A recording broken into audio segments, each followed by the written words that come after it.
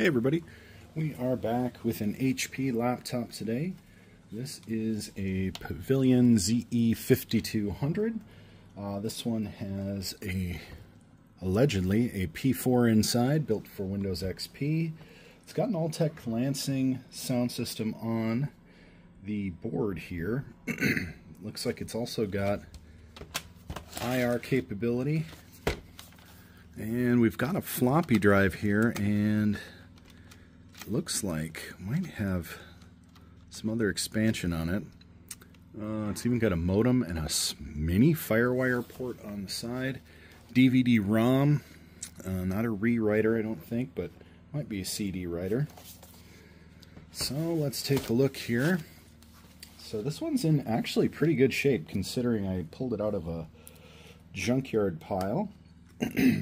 All things considered, not looking too bad. The interesting thing about taking apart laptops, and I can never seem to quite figure out, which screwdrivers I need to repair ahead of time, but it always seems like they have mostly standard Phillips, and then occasionally you'll run into, some sort of a Torx. Now this one appears to have the memory removed, which is interesting, or possibly this is a memory expansion slot. It's also got a little drop-in chip here I'm not quite familiar with, but that's just an interesting note. On a brick of a laptop like this, I kind of almost expect this to have a full-on, almost desktop-style motherboard, with the exception of like the screen ribbon connectors and things like that. But I'm kind of interested to see what all is hiding, or what may be hiding under here. There's also a battery release here, which I find a little interesting. Got a dock station rubber plug up here. You guys can't really see it with my arm in the way there, but there's a docking station there. It has a little branded HP rubber plug on it. Now this over here is actually labeled a RAM slot, which is interesting because this looks like a SODIMM slot over here, so I don't know if this was intended to be built with multiple RAM bays or what the case may be. Strangely enough, I seem to be having a little difficulty getting this screw undone. It's loose, but these are driven in pretty far for a laptop. There we go. Okay, so we got a fully loaded SODIMM here. This is a PC 2100 256 DDR, so it must be a 512 system with what would appear to be expansion over here, but I might have to look this up. I'm not entirely sure. This doesn't look like a SODIMM slot. It might be an air card slot. I don't know. I didn't have a laptop in the era that this one came out, so I gotta be honest, I'm a little bit intrigued by it. And when I did finally get my first laptop, it was a very old IBM ThinkPad. As a matter of fact, I think it was the first one that came with the boogie-style mouse that, sat in the keyboard. So just looking here, this looks to be the hard disk area, which sits right underneath our touch port. So that may or may not actually be accessible. I'd have to actually pull the top of it off. But we'll keep going. This one was sitting in a box in a puddle of water, so it's pretty dirty, but it's not really in terrible shape, all things considered. I'm not 100% sure where the battery is on this. It's got a little battery release lever over here. Oh, here we go. So there's your HP F4809A or 4812A battery. It's not bulged or corroded or leaking. Well, it's actually got a touch meter on the side to see where your charge is at. This is definitely dead. interesting, but it's in surprisingly good shape, which might indicate that there's a strong chance this one might actually be able to be powered up and booted. So I don't want to damage it for sure just yet. Just in case, by some miracle, if this is nice and clean on the inside and we can get this booted, I'd really love to see it work. Of course, any laptop that's been sitting in a puddle is probably not likely to work, but if the battery was dead prior to the water getting there, there's a chance. You can see that some of the plastic on this was broken. I'm going to guess this was probably tossed around. I do think it's pretty cool. It's got that floppy drive in there.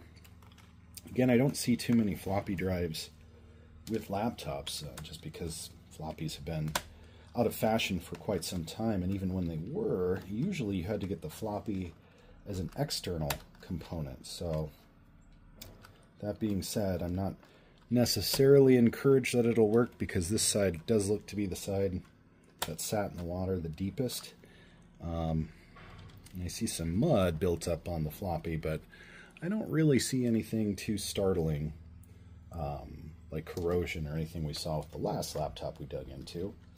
Now the fan area is pretty dusty. It's got two fans on here, so it looks like the CPU is sitting right underneath here, and I think it's got its own CPU fan right on it, which is also somewhat unique, I have to say. I've not seen too many laptops where, the CPU is equipped with anything more than a heatsink.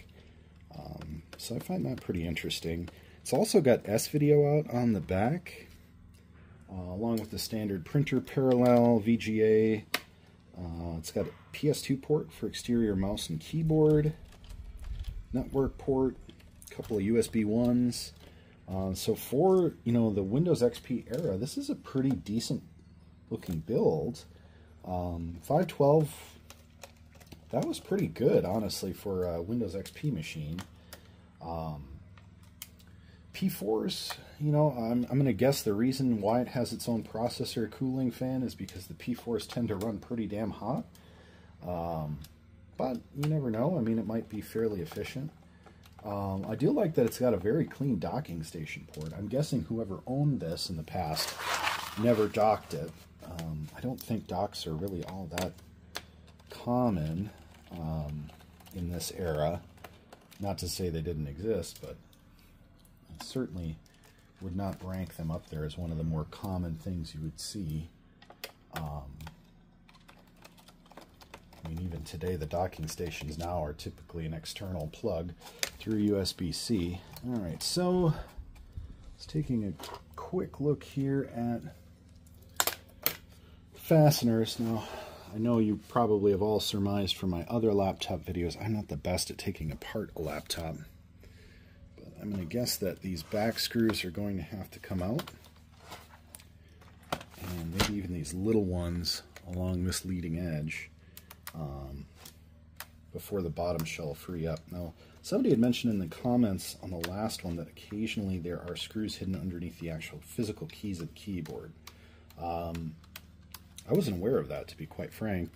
So we might take a look at that as well, if we can't slip this off. Now, I've always wondered with laptops, when you're loaded with this many screws, why not have the plastic bezel just unscrew? I don't think you're really losing anything. You've got the snaps in there that are going to hold it in place on top of the screws. I don't think it makes it any less durable. But I suppose, each manufacturer has their own thoughts and I suppose limitations on design. It feels a little bit looser. There's one up here. Skipped over. And that's also the thing that I found just baffling about laptops, is there's like a bajillion screws, and you never seem to quite get them all out. And even when you do, it's still almost impossible to get these clamshells off or apart. I couldn't get the screw out, but it's loose in there. And look, there's another fan right here too. So there's 1, 2, 3 fans and a little heatsink here. Whether or not there's a fan there, I don't know. This is kind of interesting here. This little controller chip I don't recognize. I would be kind of intrigued to find out what that's actually for. And it looks like the upper case may have secondary screws inside, but before we get too deep into that, I'm going to see if we can't just separate this case here. And it may be that the top bezel does indeed have to come off first. Again, that's not really make or break, but if that is the case, you never really know where they may be tucking screws in. A lot of the times they put them in behind the CD drive, although that's not always the case. I think for good measure, pull out this chassis screw over here.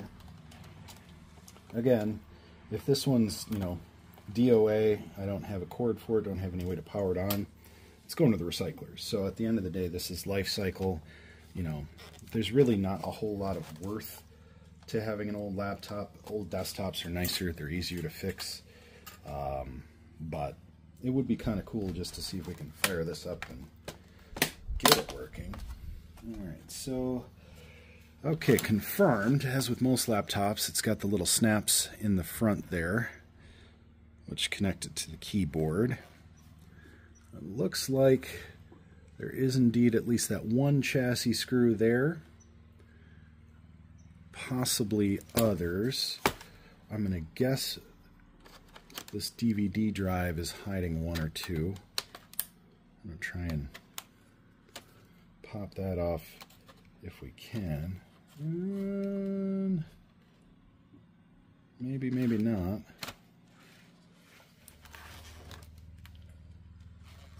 Okay, so I think the next interesting little piece here is this cover here. I don't know if that's...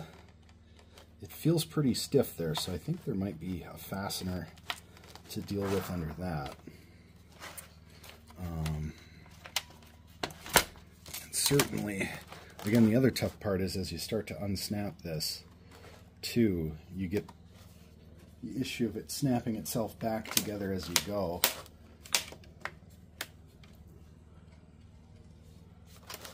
Not to mention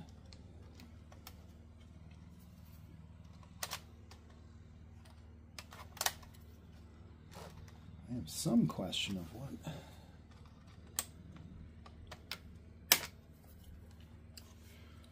what may need to come out over here to get this portion of the bezel up and off.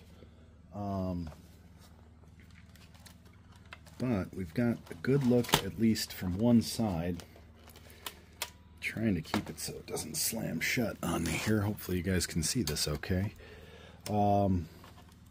Just looking on this side, I don't see anything connecting this whole side, so I think we're okay there. I think we're just going to try and jimmy this touchpad down. Okay, so it does look like there's a connector in here that needs to come out, as I suspected. Now, how we access that will be an interesting question. It looks like there should be a release of some kind here for this to pop forward and off, though I'm not sure exactly how. The other side of it is on the floppy side here.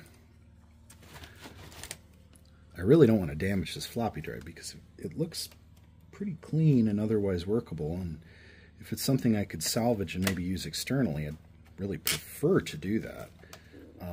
But that being said, there's no guarantee that that actually works either. And again, I really don't think anything else is holding this together other than that piece up in front.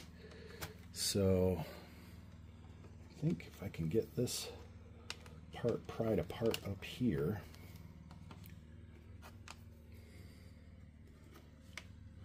might be able to slide in and around there.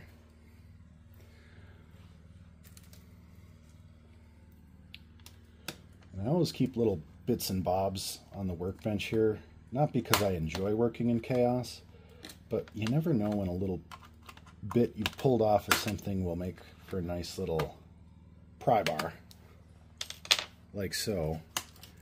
And now I can get a good look and see, yeah, this little expansion looks to be for a flash card. And it does look like somehow we need to get this little plastic bit off to remove it from this LED bar up top.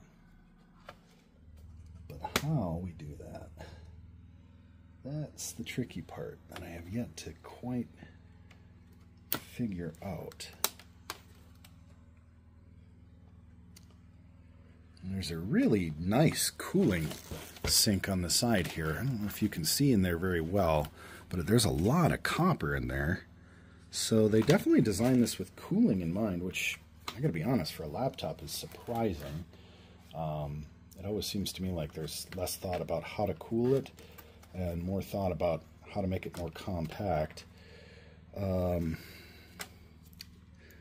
other thing is I'm not really sure how this floppy is mounted in here and how we might be able to take that out. It doesn't look like it's integral to getting this apart. I also think we might have some tabs here to separate this plastic shield.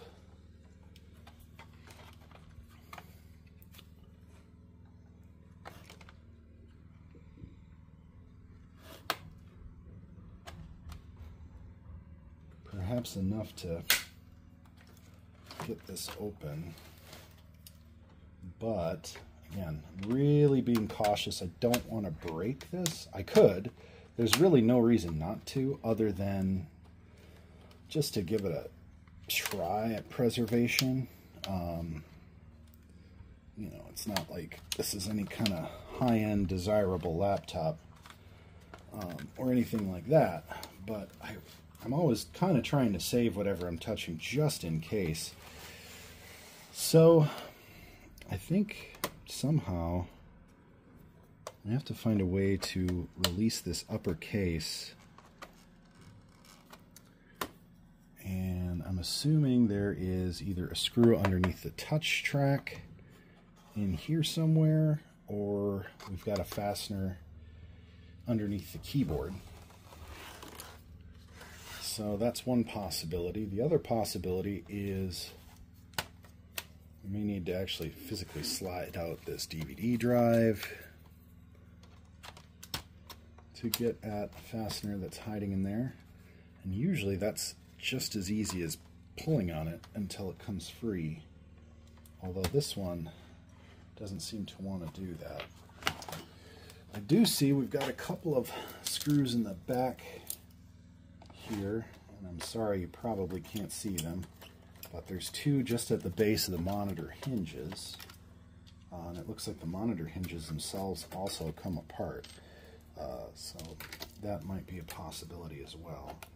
But I think if we can at least separate most of the back plate, it should open it up to where we can see if there's more holding this together or what. I would think the top keyboard section would come off a lot easier than this, but it seems with every laptop there's some nuance. So laptop repair people out there, I gotta hand it to you, because this is one reason why I never got into laptops myself, is they're very hard to take apart, and honestly, without breaking it, it's got to be pretty tough to do any real significant hardware work on it. Let's go ahead and pop out the memory here and just see if there's anything fastener-wise hiding. Again, there's some nice heat shielding in here, even with the memory. I don't have a lot of straight-up DDR SODIMM, so These, if I do end up scrapping out this laptop completely, these I'm going to keep. This is nice Mylar, sort of like heat shield, magnetic shield, I'm guessing. But yeah, no hidden fasteners that I can tell. There's a screw right here. That's that one that wouldn't come out earlier. I don't think it's inhibiting us right now.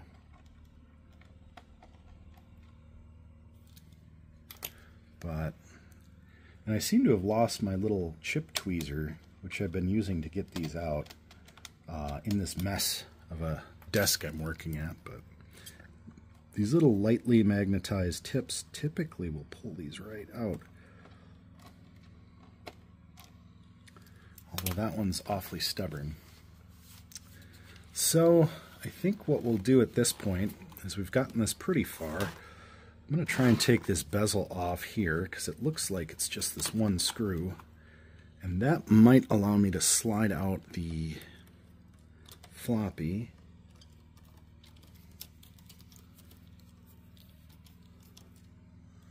And if I can slide that out, we can at least take a look at that component. Oh, and I see it's attached to the bottom there as well. So let's see about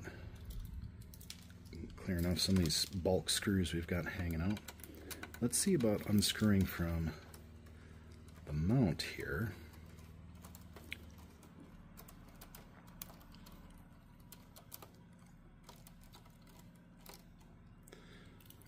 And I bought this little screwdriver kit off of Amazon. It's really nice. I will say these little grippy rings on it that you can probably just barely see. They're good, but they tend to slip after a while, especially if you really have to grip these. But it does make this kind of job a little bit easier. So if you're one who needs, you know, a beginner or an amateur like me, and you need something to work on, you know, electronics with, I would recommend that. I'll see if I can find a link and post it in the comments. Unfortunately, that did not free this up enough to slide it out. It does feel like it's screwed onto the other side. So far, from what I can tell, getting a look deep in there, I can get about halfway through the keyboard on this side. And from the opposite side, I see about the same depth.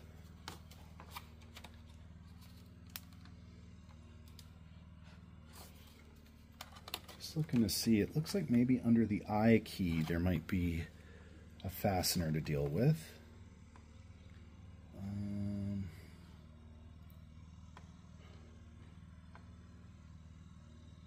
Aside from that, I really think it's this little front piece right here. We got to figure out how to get that apart. So I think at this point, in the interest of maybe trying to save this, let's see if we can't find some schematic for it and see if we can't find a teardown guide. Okay, so luckily HP makes a lot of laptops and they still exist, so finding documentation on this isn't too bad. So the one step that appears to be missing right now, at least for getting the chassis from the keyboard, has to do with these two screws in the back, which I thought were just hinge screws. They are not. They actually help you lift off the keyboard, and it appears that there are 4 screws underneath the keyboard, which I'm sure somebody was screaming this in their head watching the first part of this video, and they're like, why aren't you taking the keyboard out? Well, now I know, and I will do better in the future. The cool thing is, based on what I did see, is that this should give us pretty good access to, you know, what appears to be the majority of the rest of this unit. So I think if we just take our little spudger here,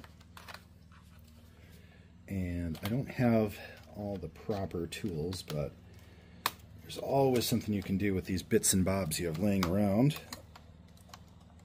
I'll just kind of pop these little covers off, and it looks like that actually pops the whole speaker panel off of this keyboard. So again, trying really hard not to damage this. I mean, if I lose a screw, I've got so many laptop screws, I'm not terribly worried about that necessarily. But this is a pretty intact, actually dirty, but seems to be reasonably clean dumpster find, essentially. And I wouldn't mind seeing if I could get it to boot, just for fun. That being said, I think it may be a little bit easier. Here we go. There's our whole Alltech Lansing thing off. And to be honest with you, I forgot what I was saying, so I'm glad that stopped me in tracks. But, I mean, look at that. I mean, it's pretty elegantly designed. Alltech Lansing was my favorite computer speaker back in the day. Love to know what you think. So yeah, there are 1, 2, 3, 4, 5 screws, 6 actually, that appear to have this connected, but it also looks like there are 2 screws right here, 2 screws back here, which keep the screen in place. So let's start by removing these chassis screws, because I think that might be all that's holding this bottom panel on right now. So we'll get those out of there.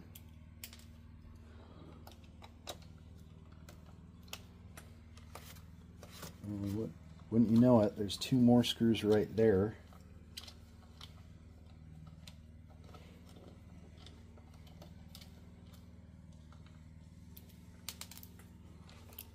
And we're going to go ahead and yank those as well. Very dusty. I will say that my biggest criticism, and this is a fan that I'm unscrewing right now, my biggest criticism of laptops has always been they're impossible to get in and properly clean. And that's why I think, and this goes all the way back to, I mean, shoot, the ThinkPad I had was early 90s. They only have really a life of about 3 to 5 years before either they're obsolete or they just don't work as well because they tend to overheat. And that overheating essentially just kind of cooks their life expectancy so that, you know, you are almost forced to replace your laptop. I mean, the good news is nowadays laptops are so inexpensive that, you know, if you have to get a new one every couple of years, it's not the end of the world, but it is kind of irritating. I know there's the high-end gaming laptops these days, which I've never thought of gaming on a laptop. I know there are people who do it and love it, and that's just their thing. For me, not the most exciting prospect, just because, quite frankly, I think laptops are limiting in terms of performance. And they're hard to customize. It's also why I don't have Apple products, typically. Now this here,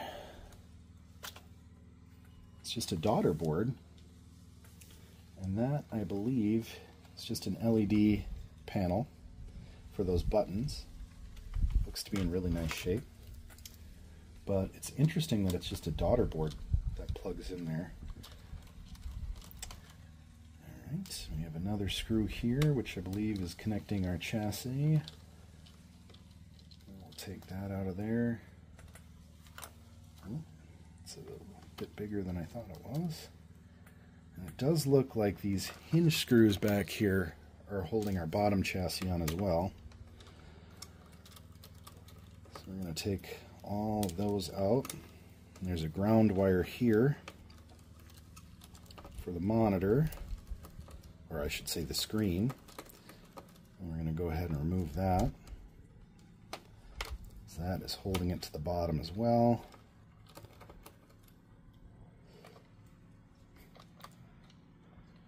And if I'm not mistaken, I think once we get the keyboard off, these monitor hinges pulled up and the monitor disconnected, we should probably have basically full access to this whole laptop.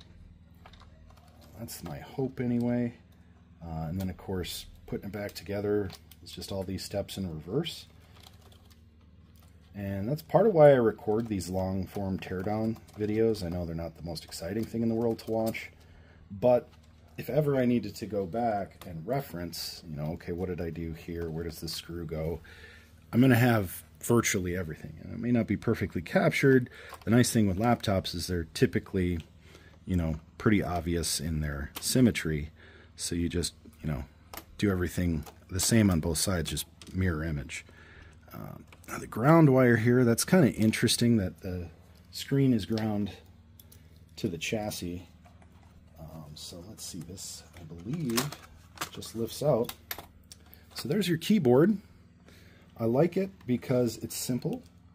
I like it because it's just a little ribbon cable, which does not seem to be too difficult to lift on out of here. But again, trying real hard to avoid damage. There you go. Definitely needs a good clean, but appears to otherwise be in good shape. And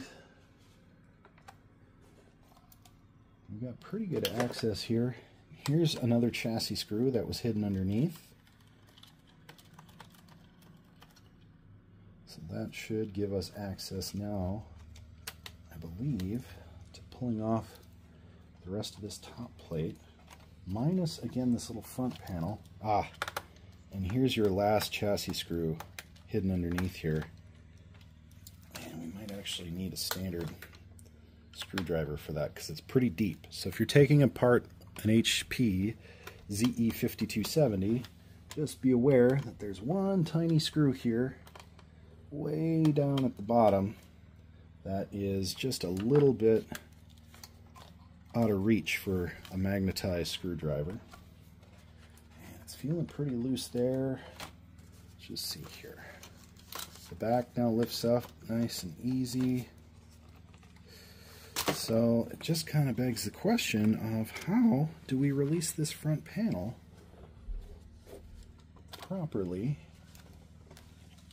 I mean, I guess we'll have to take these ribbon cables off for the touchpad at one point or another. This screw is totally loose, but I find it a little troubling that this front piece just wants to lift right up with it.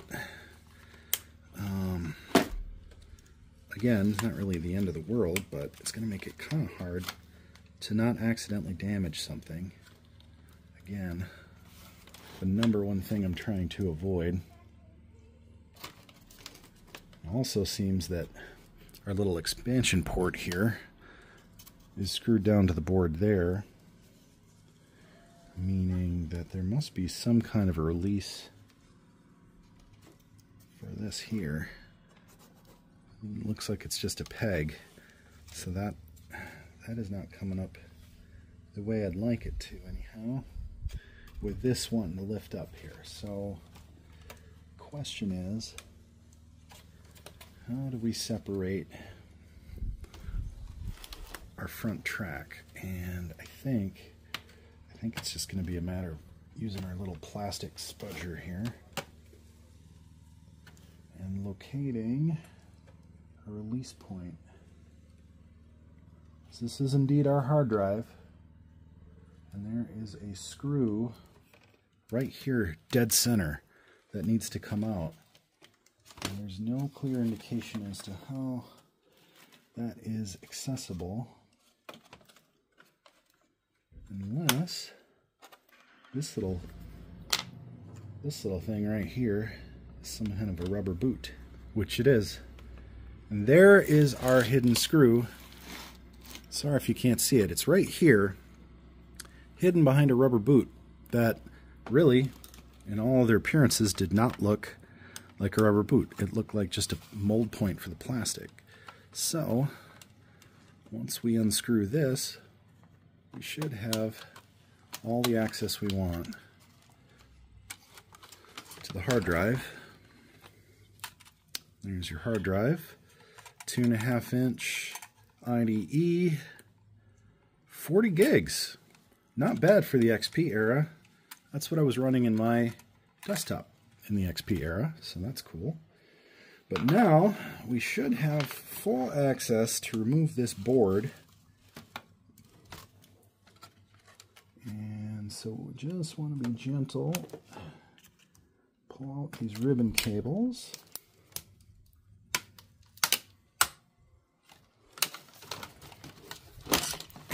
there's your disassembled HP right there.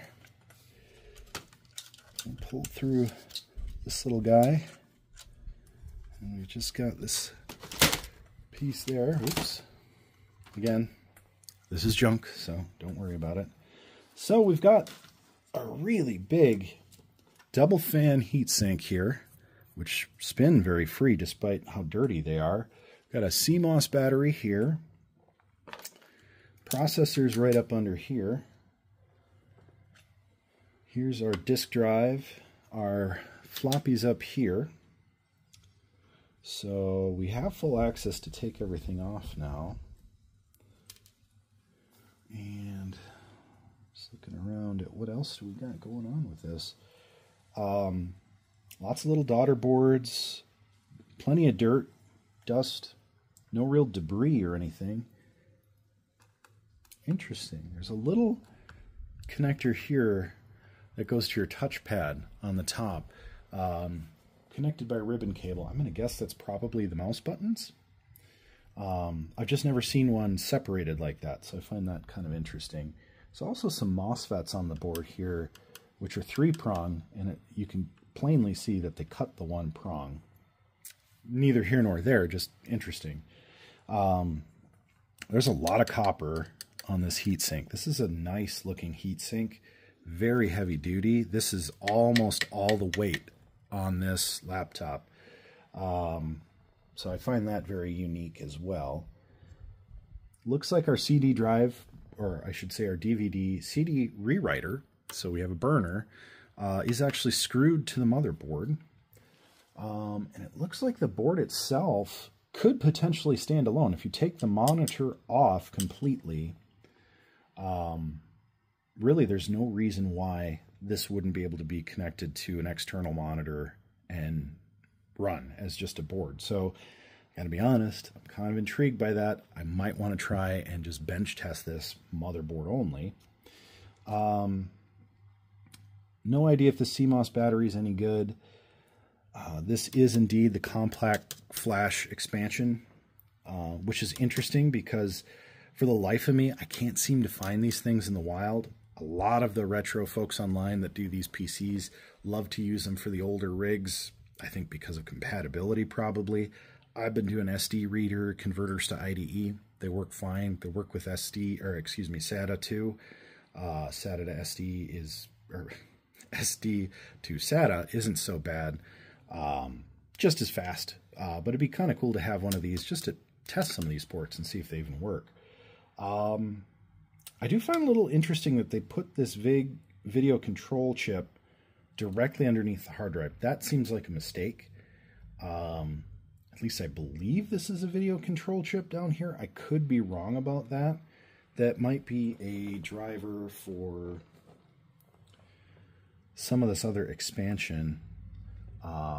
Maybe a sound controller. Again, I think it's a mistake, but it is what it is. So let's go ahead and, now that we've got this off, we're going to just take this off completely to move it out of the way so we get a better look at the laptop overall. Grab my spudger here. I'm going to go ahead and start taking off this heatsink. I really want to see this P4. Now, again, I'm guessing the reason why this heatsink is so massive is this P4 probably runs crazy hot. Not altogether unusual for the P4 era. They were just hotter running CPUs. I will say they sink these little screws in here so tight. I don't particularly like using a magnetized screwdriver on any electronic for fear of magnetizing something I shouldn't magnetize, but the magnet itself is so localized and weak, I don't feel particularly worried about it. This seems to be a common heatsink technique because this is where this came from, was the last laptop I took apart. And these little bridges, I mean, they're kind of nice in a way. They're aluminum, so they have not corroded or anything. This heatsink seems to be pretty heavy. Although I couldn't tell you exactly what metal it's made out of. It's not magnetic, so I'm guessing aluminum and copper. I think we're going to have to take the DVD drive out to get to the processor here safely. Again, doing my best to not destroy this as I take it apart. I can almost hear somebody screaming who wants to fire into the comments, but you are destroying it. I will say the reviews I saw of this particular laptop online when I was looking up just how to take it apart a little bit better were pretty positive for the era. So this must have been a nice workstation for the XP era. All right, there's your DVD CD rewriter in great shape. Despite laying in a puddle, no corrosion, no buildup, not even any dirt. That's probably a good one to hang on to. So you got ALI chipset and an ATI Radeon GPU. So here's your video controller, which is underneath the DVD drive. I'm assuming that was working as a partial heatsink because it's partially covered by the real heatsink. Here's that connector from the daughter board that's running the sound unit up top. That's running the LEDs. That is also connected to this front panel LED. And it's also connected over here, which I assume is going into the sound controller over here. Let's see. Just looking to see what else might need to come off or out. I think at this point, it's just the processor that was holding this in place. Hopefully that didn't damage it. We got the fan controller there. So there's your fan, your processor. Look at the gunk in there. Awful. That's a lot of copper. I know somebody out there is like, oh, the germs, why aren't you wearing gloves? Well, because I have soap. Yeah, look at that. That is something else. We're going to go ahead and toss that outside. And there you go. I don't see that any of the pins bent when I took it out so egregiously. But we've got a mobile PGA 4788 socket there.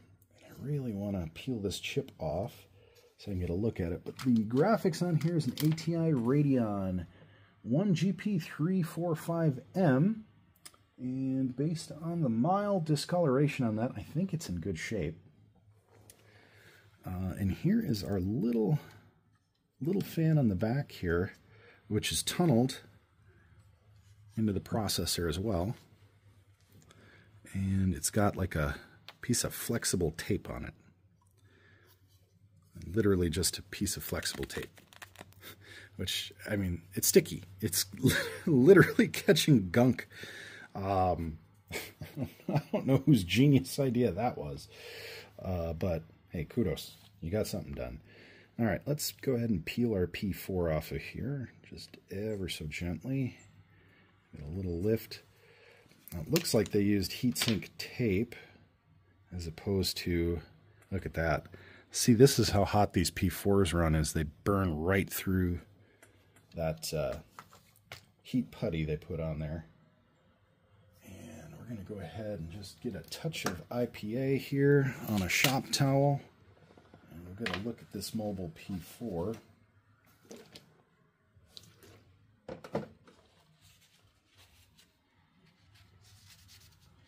So if nothing else, I think this would definitely have needed some modern heat putty, because the stuff that's on here is like not even rubbing off. I'm going to give it a little bit more of a vigorous cleaning. So we will try and get this running, just again out of curiosity's sake, and the fact that I think I can run it just off the bench to a monitor with no issues. But we're going to give it a nice thorough cleaning first. Some new heat putty on the GPU and the CPU. And hopefully that'll grant us a working system. I will say, I mean, you look at, I had to run my fingernail on it to clear off this old heat putty. and even at that, it's barely wanting to come off. So, I mean, if anything, the stuff they use is nice and viscous, but it did make it a little bit more difficult to replace and clean. So we're going to give it a manual scrub down with our spudger here. Just enough to see the top of the proc. And of course the lettering on it actually had burnt through to the heatsink. So I'm guessing this is one of those P4s that you want to make sure is real cool and not operating way out of spec for heat.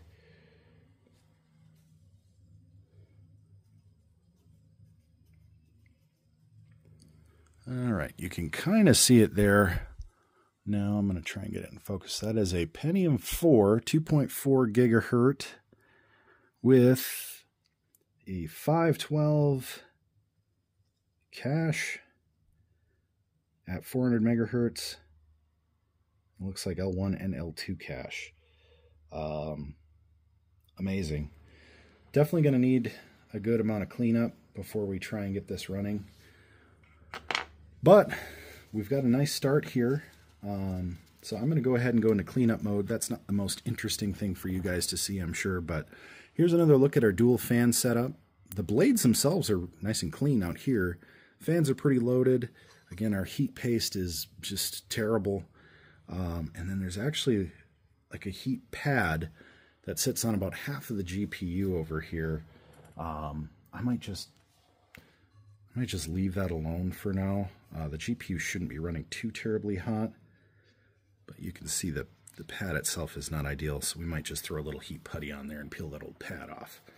So we'll go ahead and get this cleaned up and do a bench test. All right, so we gave it a little blowout and nominal clean here. Processor's still pretty much black, but that's okay. Not terribly worried about it. Again, we're really just seeing if we can get this up and running on a bench test to see if we get any kind of a play on it. So I don't know what kind of compound y'all are using out there. I personally really like this MX4 thermal. It's pretty cheap on Amazon, works good. Used it in multiple systems. To be honest, I'm not terribly picky, but when you're just using it for kind of the stuff I'm doing, it really does the trick just fine. I'm not wasting a ton of it on this just because I don't know if this is even going to work, but we did clean up our fan. I left the tape on there, so there's still a little bit of dust and crap that didn't come out, but fan blades cleaned up really nice. They're spinning free, so I think the bearings are good. And again, this is nice and solid, so should get pretty good heat coverage from this. So we're just going to go ahead and set her on into place like so. We'll get this connected up, and then we'll have to put it back together just a little bit. Again, I'm not terribly certain this is going to fire up. I also have to see if I even have a 90-watt cord that'll work with this, but being that it's an HP, I think I've got a few similar cables laying around that I might be able to use for this safely anyway, and then we can get a good test out of that. And also, it'll be a test to see if this will even fire up without some of these components connected. And wouldn't you know it, here's those little tweezers I was looking for earlier. That should come in handy for some of these more delicate components.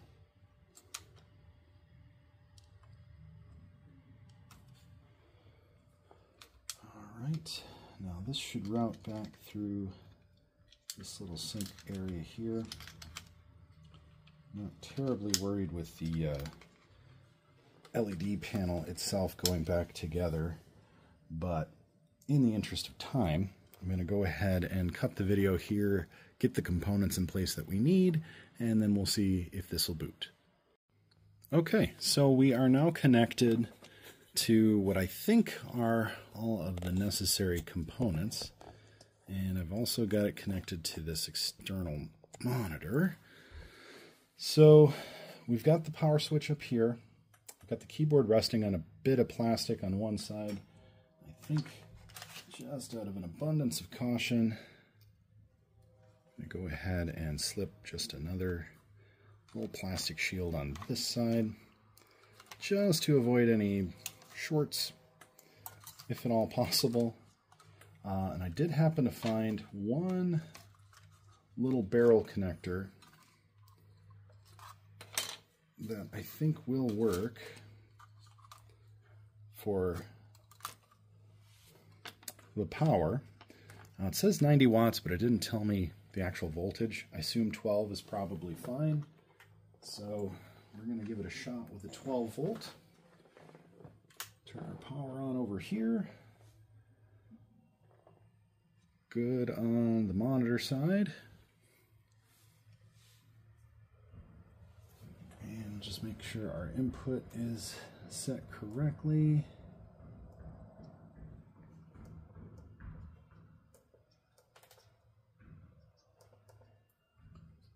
If it'll let me. There we go. All right. We could try the S video out too. Oops. There we go. But let's give it a shot with this here. And the other side of it is, I really don't know if I have enough connected.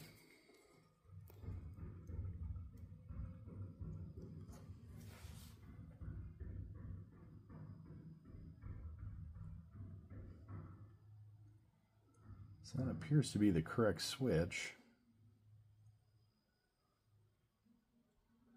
However, I really don't recall. Let's just take another look here. So our power button would have been sitting like so. So that should be the correct, everything we need there. I think these are speakers, so this is just a speaker connection. So I don't think I'm missing anything.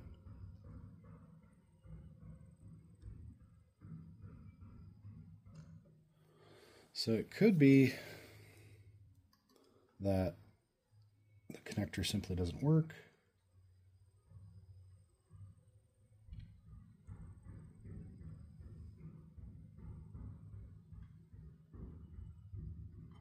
Or that it's not plugged in properly all the way.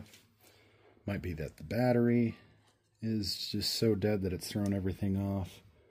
But I think the first thing I want to look at is if this daughter board was in all the way. And it was not, so that might be one of our issues. So for that, let's take this non-conductive piece to hold it.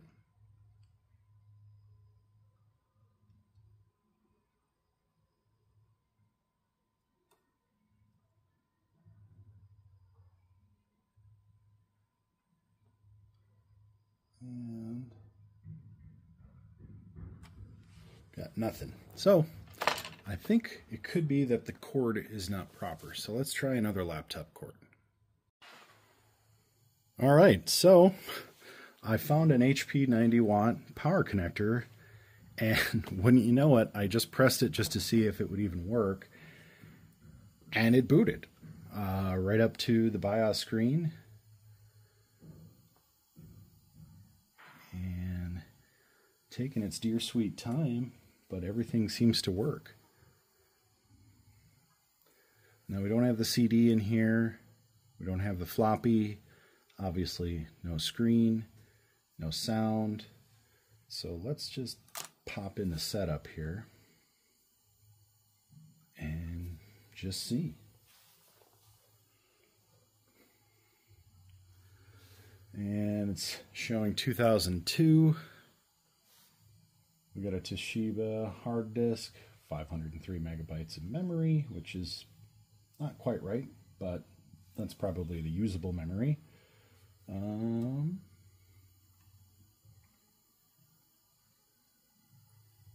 Looks like everything is good to go there. Okay. Let's go ahead and see if it'll boot.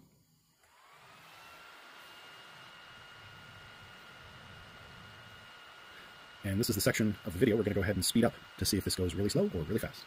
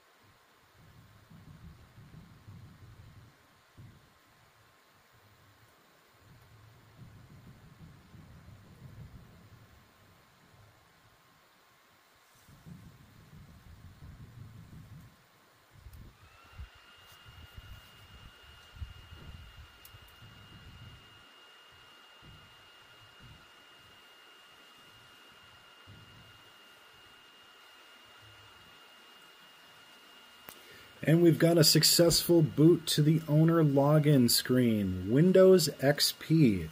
So our Altec Lansing equipped HP ze5270 does in fact work. And not only that, but pulled it out of a junk box in a puddle in a rainstorm at a recycler. So just goes to show you retro fans out there, if you're looking for a retro gaming laptop with a premium sound system, look no further than your local dumpsters, because you may run into a gem like this, which really didn't take much more than a little new heat tape to, or heat paste to get this thing up and running. So I'm going to get this reassembled, cleaned up. We'll test the screen on it and see if that works. And we'll call this one a successful salvage.